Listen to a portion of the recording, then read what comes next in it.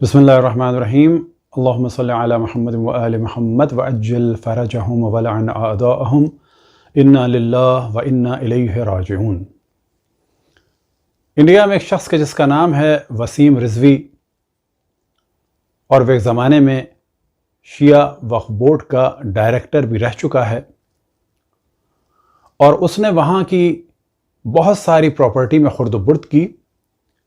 اعظم خان کے ساتھ مل کر۔ پھر ایک وقت آیا کہ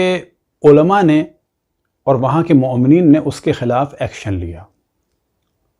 اور جب عدالت سے اس کے خلاف فیصلہ ہوا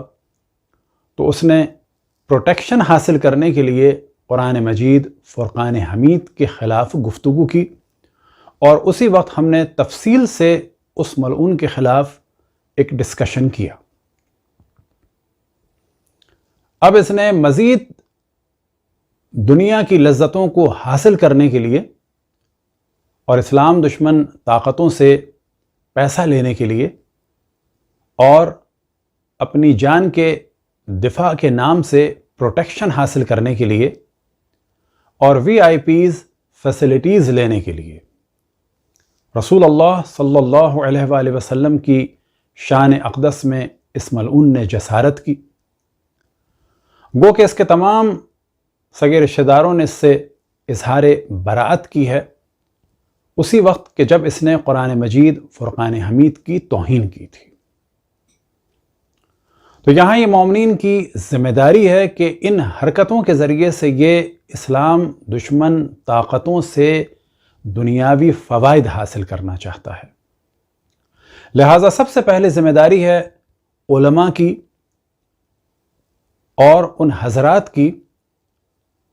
کہ جو انڈیا میں مذہب حق اہل بیت علیہم السلام کی خدمت میں مصروف ہیں، کہ قانونی طریقے سے اس کے خلاف سخت ترین کارروائی کریں، جتنا بھی بڑا وکیل کرنا ہو اور جب تک اس کے خلاف مقدمہ چلانا ہو تو مقدمہ چلایا جائے۔ اور یہ مومنین کی اور علماء کی ذمہ داری ہے کہ اس کے لیے ایک فنڈ بنائیں، اور خصوصاً مراجع اعظام سے سوال کریں کہ اب وہاں کے مومنین اس شخص کے بابت اور اس شخص کے خلاف کیا قدم اٹھائیں۔ لیکن مومنین سے گزارش ہے کہ نہ وہ خود اس کے لیے سزا تجویز کریں اور نہ ہی اسلامی سزاؤں کو خود جاری کرنے کی کوشش کریں۔ یہ ذمہ داری کورٹ کی ہے کہ قانونی طریقے سے اس شخص کے خلاف کام کو انجام دیا جائے، کیونکہ یہ شخص در حقیقت کسی بھی دھمکی کے بعد اپنے دنیاوی فوائد کو حاصل کرے گا، اور یہی اس کا ہدف ہے۔ اب یہاں ہم توجہ دلائیں کہ اس شخص نے سب سے پہلے زہر اگلنا شروع کیا تھا مولانا کلب جواز صاحب کے خلاف، اور پھر اس کے خلاف ایکشن لیا شوکت بھارتی صاحب نے، کہ خداوند تبارک و تعالیٰ ان کی توفیقات میں اضافہ فرمائے کہ وہ مذہب حق اہل بیت علیہم السلام کی خدمت میں مصروف ہیں۔ انہوں نے ہی اس شخص کی ناک میں نکیل ڈالا، انہوں نے ہی اس شخص کے گلے میں ہاتھ ڈال کر، بلکہ حلق میں ہاتھ ڈال کر اہل بیت علیہم السلام کی خدمت اقدس میں جو زمینیں اور پراپرٹیز وقف کی گئی تھیں وہ نکلوائیں، اور وہی سبب بنے کہ جب اس کے خلاف فیصلہ ہوا تو اس نے جان بچانے کے لیے دشمنان اسلام کی زبان بولنا شروع کی۔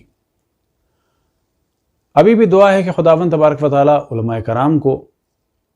اور باقی خدمت گزاران مومنین کو، خصوصاً شوکت بھارتی صاحب کو، کہ جو ان جیسے دشمنان اسلام کے خلاف بھی برسر پیکار ہیں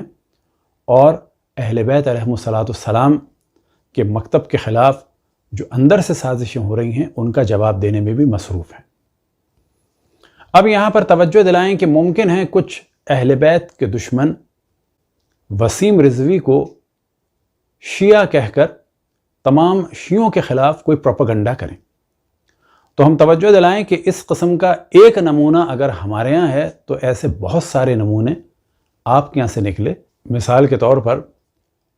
قادیانیت کا بانی وہ بھی علماء اہل سنت میں سے تھا، یا